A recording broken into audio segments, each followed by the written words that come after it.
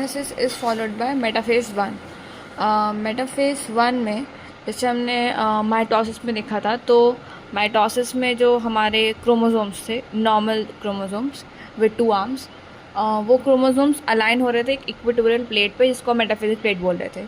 तो metaphase one पे जो हमारे होमोलोगस क्रोमोसोम्स हैं, मतलब एक्चुअली कायस्माटा टर्मिनेशन हो चुका होता है डिप्लोटीन में, but they are still kind of, वो थोड़े बहुत जुड़े रहते हैं। मतलब इट्स नॉट कि टोटली एकदम स्प्लिट होकर अलग अलग हो जाते हैं। होमोलोगस क्रोमोसोम्स कायस्माटा टर्मिनेट होने के बाद भी दे आर लाइक थोड़े बहुत जुड़े रहते हैं। और like even though सेंट्रोनिमल complex solute हो चुका है, कायस्माटा भी टर्मिनेट हो चुका है, बट जो बाइवेलेंट है या फिर जो टेट्राड है वो स्टिल एग्जिस्ट कर रहा होता है इन द मेटाफेज। बिकॉज हमने सेल साइकिल में ही लाइक स्टार्टिंग में पढ़ा था कि मतलब कुछ हम कह नहीं सकते कि क्लियर डिस्टिंक्शन नहीं है कि यहाँ पे लाइक द मेटाफेज ख़त्म हो जा रहा है, यहाँ पे एकदम शुरू हो जा रहा है, वैसा कुछ नहीं होता है। मतलब बीच बीच में कहीं कहीं दो फेजेस के बीच में कुछ कुछ काम होता है। तो ये जो टर्मिनलाइजेशन वाला काम है, दो क्रोमोसोम्स, दो होमोलोगस क्रोमोसोम्स का अलग होना, वो प्रोफेज मेटाफेज में थोड़ा सा इस तरह से रहता है। तो जब मतलब इन शॉर्ट मेटाफेज में भी बाइवेलेंट एग्जिस्ट कर रहे होते हैं। और फिर जैसे उसमें नॉर्मल क्रोमोसोम्स ने इक्वेटोरियल प्लेट पे लाइन बनाई थी, इससे bivalent chromosomes get aligned at equatorial plate, जो अपनी मेटाफेजिक प्लेट बनाते हैं। और फिर एनाफेज वन में होमोलोगस क्रोमोसोम्स सेपरेट, लाइक इस समय एनाफेज वन में आके होमोलोगस क्रोमोसोम्स एक्चुअली सेपरेट हो रहे होते हैं।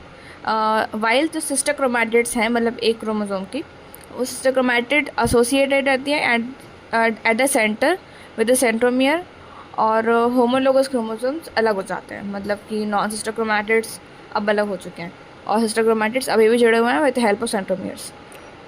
फोर्थ फेज़ है एनाफेज के बाद जो है वो है टेलोफेज वन। अब टेलोफेज वन में जो न्यूक्लियर मेम्ब्रेन एंड न्यूक्लियोलस दे रीअपीयर्स, मतलब वापस आ जाएंगे टेलोफेज वन में। और टेलोफेज वन तक ये कैरियोकाइनेसिस वाला प्रोसेस ख़त्म। इसके बाद है साइटोकाइनेसिस।